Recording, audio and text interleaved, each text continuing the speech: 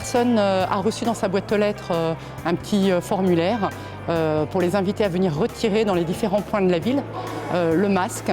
Donc en fait, il y a un masque par personne et chaque personne va les retirer dans 6 gymnases qui ont été organisés de façon à ce que ça se passe le mieux possible.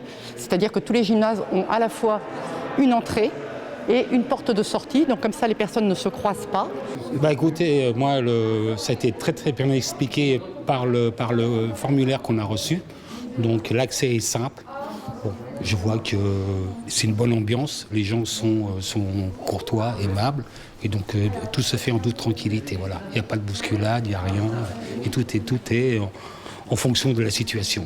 Alors on a souhaité vraiment mettre un dispositif qui soit au plus près de la population et pas simplement faire de la boîte aux lettres ou voir avec la poste, parce qu'on s'aperçoit qu'il peut y avoir des désagréments sur l'arrivée finale. Donc on a souhaité vraiment découper la ville en différents secteurs et ouvrir des équipements avec du personnel municipal que je remercie grandement parce que quand on les sollicite, ils sont toujours présents. Voilà, donc pour la distribution, c'est le personnel communal qui s'est dévoué pour l'organisation et être présent sur la distribution à la population, avec une forte demande bien évidemment, puisque tout le monde attendait ces masques pour le 11 mai. Seulement avec les beaux dysfonctionnements de notre cher pays, on était incapable d'avoir 60 millions de masques pour toute la France pour le 11 mai. Donc on a attendu les livraisons et moi j'ai souhaité quand même qu'on ait des masques de qualité et pas des choses qu'on a pu voir sur les réseaux sociaux dans d'autres collectivités payées hors de prix. Donc voilà, on a des masques qui sont corrects, qui sont garantis AFNOR.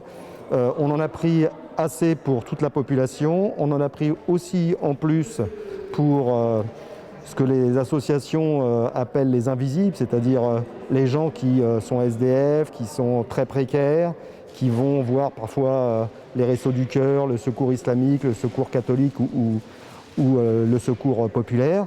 Et il est convenu avec ces associations de les doter aussi de masques lavables. Les plus précaires vont aussi avoir des besoins et un masque qui peut coûter 2 €, c'est de l'argent pour des gens qui n'en ont pas.